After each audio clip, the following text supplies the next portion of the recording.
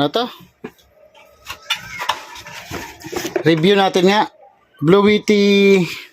Ano ba yan? EB70. Ganun lang palang loob ng EB70 guys. Ayan. Ang kanyang mga MOSFET. Ayan. Diode. Mababa lang din pala yung kanyang nito. Para sa kanyang yung tawag niyan, inverter. Ilan lang to? Ilang pairs lang. Wala na sa kabila. Pero ang kanyang transformer na frequency taas high frequency na transformer. So ito na laman ng kanyang Blue Yeti. Ayan. Ilang baterya. Ayan yung baterya niya. 6. Tapos ito 1 2 3 4 5 6 7 8 9 10. 10 sa tigli. Nakita na natin yung baterya ng nito. Ito yung kanyang BMS. Ayan. Ay, tsaka ito siguro yung kanyang balancer. Ito, BMS niya. Tapos, yung baterya, baliktaran. So, ayaw ito na mag-charge Ayan mababa yung charging niya, ampere. So, titingnan natin yan kung anong sira nito. Ayan. Ayan pala yung baterya niya. Ayan, ng Blue Yeti. Baterya ng Blue Yeti. Ayan. Yun.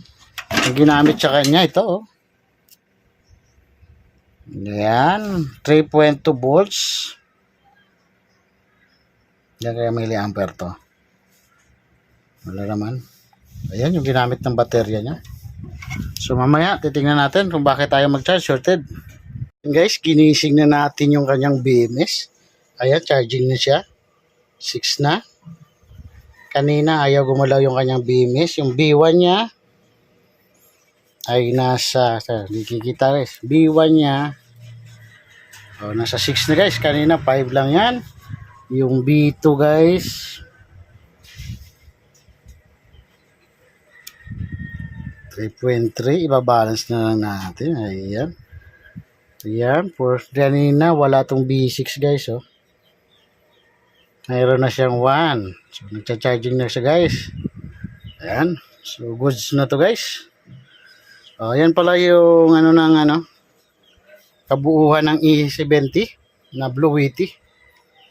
Ayan, charging na siya.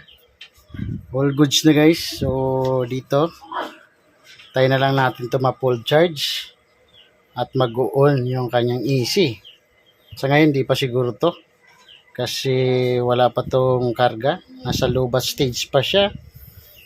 Ang voltahe pa lang nito guys ay nasa pa lang 5.6. So dapat to aabot pa to ng guys. Kasi ang baba pa ng charging niya guys, mabagal pa. Mamaya natin i-on.